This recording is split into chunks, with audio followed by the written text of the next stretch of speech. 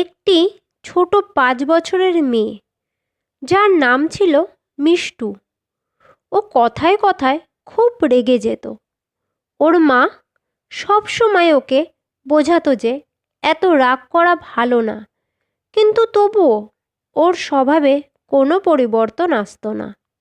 একদিন সকালে মিষ্টু নিজের স্টাডি টেবিলে বসে স্কুলের পড়া মুখস্থ করছিল। ওই টেবিলের উপরে একটা খুব সুন্দর পুতুল রাখা ছিল, যেটা ওকে ওর মামা মেলা থেকে কিনে দিয়েছিল। পুতুলটা মিষ্টুর এতই পছন্দ ছিল যে সে ওটা কাউকে ধরতে দিত না।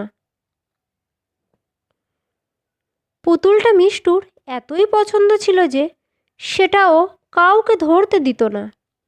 হঠাৎ মিষ্টুর ছোট ভাই টুবলু দৌড়তে দৌড়তে যেই ঘরের মধ্যে ঢুকলো, অমনি টেবিলে রাখা পুতুলে ধাক্কা লেগে পুতুলটা নিচে পড়ে কয়েক টুকরো হয়ে ভেঙে গেল। এবার আর কি, মিষ্টু তো খুব রেগে গেল। রেগে গিয়ে ও নিজের দাঁত মুখ খিঁচোতে থাকলো। টুবলু তো নিজের দিদিকে দেখে খুব ভয় পেয়ে গেল। তক্ষুনি মিষ্টুর মায়ের মাথায় একটা বুদ্ধি এলো। মিষ্টুর মা একটা আয়না এনে ওর সামনে রেখে দিল। এবার মিষ্টু আয়নায় ওর রাগে ভরা মুখটা দেখল, যেটা খুবই খারাপ লাগছিল দেখতে।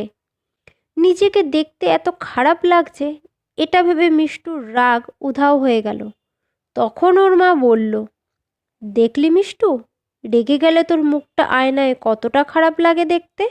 আর তুই তো জানিসই, আয়না কখনো মিথ্যে কথা বলে না। এবার মিষ্টু বুঝতে পারল যে রাগ করা কতটা খারাপ অভ্যাস। এরপর থেকে মিষ্টু আর কোনো কারণেই রাগ করতো না।